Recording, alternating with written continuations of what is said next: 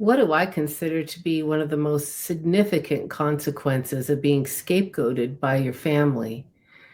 That's what I'll be talking about in today's episode of Beyond Family Scapegoating Abuse, so stick around.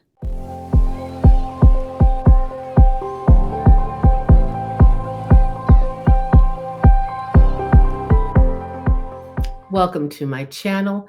I'm Rebecca Mandeville, licensed psychotherapist and family systems expert. And I wanted to first thank everyone again for all your well wishes. I'm still recovering from this pretty nasty chest cold that I've had. You can probably hear that without me even telling you. So I'll make this a little shorter today than what I usually like to offer. And today I want to follow up on the discussion we've been having on family scapegoating abuse and betrayal trauma.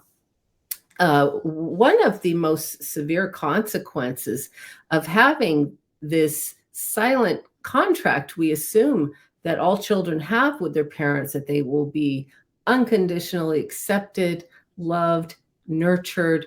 If this contract is broken, and instead we find ourselves in a war zone for all intents purposes, walking on eggshells, so to speak. It's like our family ground energetically is like a ground after an earthquake. We never know when we're going to fall into a crack or a fissure. And if that's the ground we internalize, we may not develop a sense of safety within our own selves. We may have even bought into the false narrative that we're defective in some manner, that there's something wrong with us. And that is what I call the scapegoat narrative. This false family narrative, what I call the scapegoat narrative, is a story. It's simply a story, but this story has so much power over the child's psyche that any of you who have been subjected to this, you know how damaging it is, and you know how hard it can feel to recover from something that may have been instilled in you at such a young age, when your psyche was very vulnerable, when your brain was still developing, because again, scapegoating can happen at very young ages.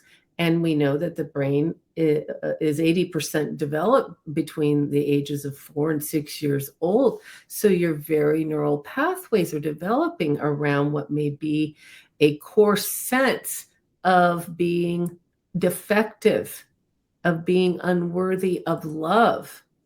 And that's what makes scapegoating abuse so difficult to recover from, because it's so embedded in your psyche. Going along with that is, in most cases, toxic shame. And I write about toxic shame in my book, Rejected, Shamed, and Blamed. Toxic shame is different than ordinary shame.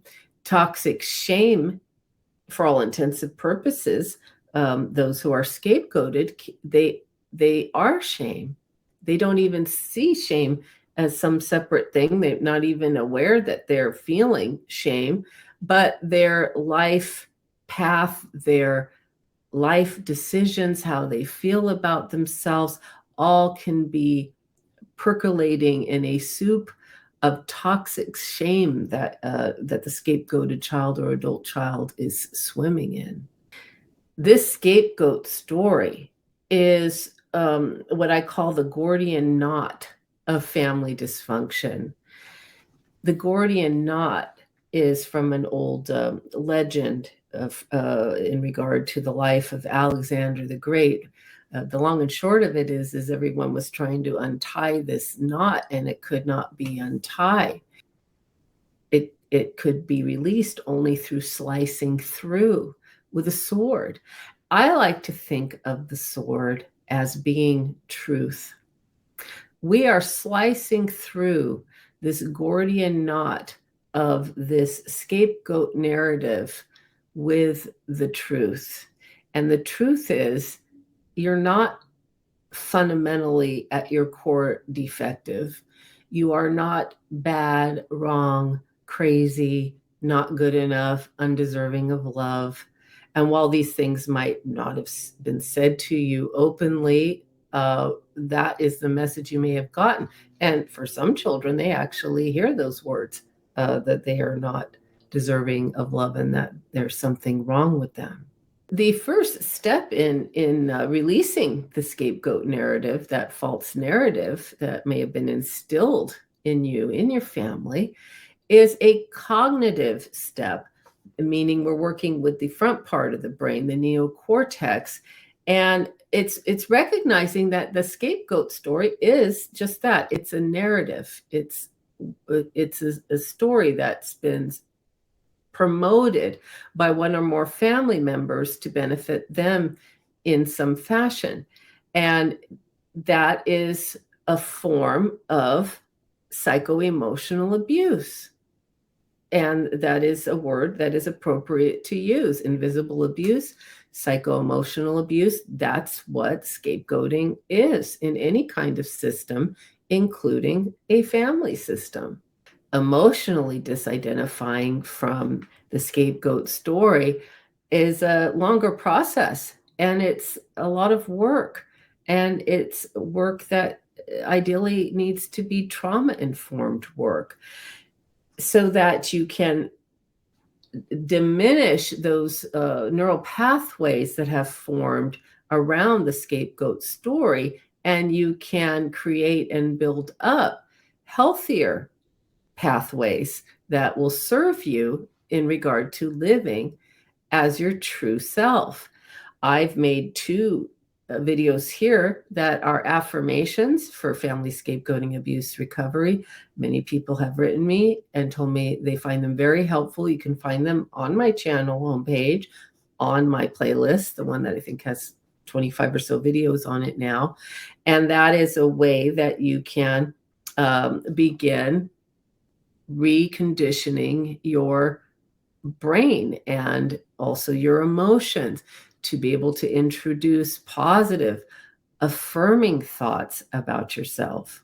What's most important is that you recognize the scapegoat narrative for what it is, a distorted version of reality. If you've ever gone to a carnival and walked into a quote unquote fun house, the mirrors will be very distorted, so you can look very small or tall or all wrinkled up. That's what these false narratives do. They distort who we really are. And if your family, one or more family members are seeing you through such a distorted lens, and it doesn't seem that you can point out what's not true because they're not going to listen or believe you. And again, if you say nothing, then you feel that you're being abused, violated. It puts you in an impossible position. It puts you in that double bind. So using that sword of truth to slice through that double bind, to slice through that Gordian knot, you have to ask yourself, I invite you to ask yourself, what will serve me and my recovery at the highest level? Not second or third highest. At the highest level, what will serve you in regard to engaging with people who see you in such a distorted way, who see you possibly as being mentally ill, crazy, when you may be a high-functioning person and have no history of mental health issues, when you're being called a liar, and you are actually someone who values the truth and whose value system and belief system is based on a personal code of truth and integrity. If your voice and your truth has no place in your family system, your family of origin, if your truth cannot be tolerated, and if your truth is even seen as a lie, then you're going to have some decisions to make. And for some people, it's no decision at all. They know what they need to do. it's a journey that only you can take. And I do not tell my clients what they have to do. I point out how they may be being harmed, and I invite them to think about what will serve them in their recovery on the highest level. And that's the question I will leave you with today. What will serve you in your recovery at the highest level at this time in regard to releasing the scapegoat narrative, the scapegoat story that you may have been saddled with lifelong? I'd love to hear from you in the comments. And if you like this video, if you could take a minute to click the thumbs up and let YouTube know so they can offer it to other people who might need to hear this message. And consider subscribing if you haven't yet. We have a nice community forming. And I also want to express my appreciation to my subscribers, because I do try to stay on track and be linear in my delivery as I can. But the fact is, these intrapsychic processes are not linear. There is not a straight line. Often recovery is a meandering process. Some think of it as a spiral. We go down, we go up. In the end, it's a nonlinear process.